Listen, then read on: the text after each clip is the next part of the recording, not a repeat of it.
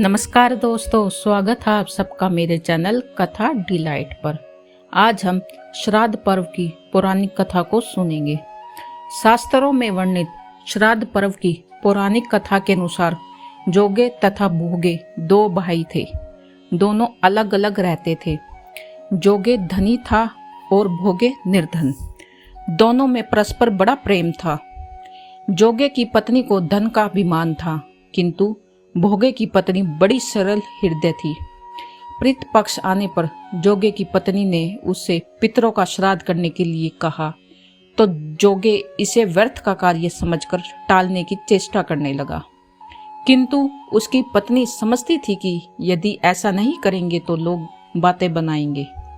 फिर उसे अपने मायके वालों को दावत पर बुलाने और अपनी शान दिखाने का यह उचित अवसर लगा। अंततः वह बोली, आप शायद मेरी परेशानी की वजह से ऐसा कह रहे हैं, किंतु उसमें मुझे कोई परेशानी नहीं होगी। मैं भोगे की पत्नी को बुला लूंगी, दोनों मिलकर सारा काम कर लेंगी। फिर उससे जोगे को अपने पीहर न्योता देने के लिए भेज दिया। दूसरे दिन उसके बुलाने पर भोगे की पत्नी सुबह सवेरे आकर काम में जुट गई।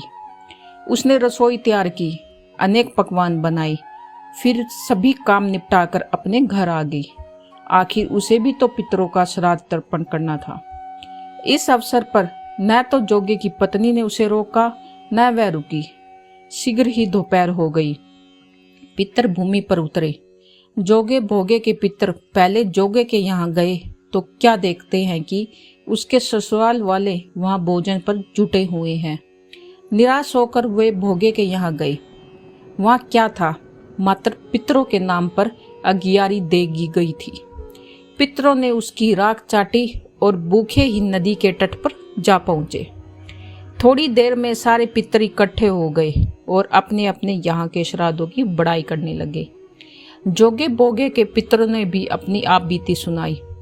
फिर वे सोचने लगे, अगर भोगे समर्थ होता तो शायद उन्हें भूखा न रहना पड़ता, मगर भोगे के घर में तो 2 जून की रोटी भी खाने को नहीं थी। यही सब सोचकर उन्होंने भोगे पर दया आ गई। अचानक वे नाच नाच कर गाने लगे, भोगे के घर धन हो जाए, भोगे के घर धन हो जाए। सांझ होने को ही भोगे के बच्चों को कुछ भी खाने को नहीं मिला था। उन्होंने माँ से कहा, भूख लगी है। तब उन्हें टालने की गरज से भोगे की पत्नी ने कहा, जाओ, आंगन में होदी ओंदी रखी है, उसे जाकर खोल लो, जो कुछ मिले बांटकर खा लेना। बच्चे वहां पहुंचे तो क्या देखते हैं कि होदी मोहरों से भरी पड़ी है।